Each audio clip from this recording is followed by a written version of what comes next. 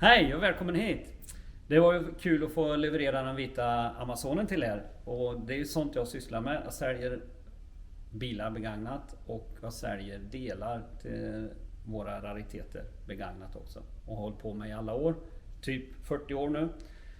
Motorer, växellådor, ja, allt som sitter på bilarna.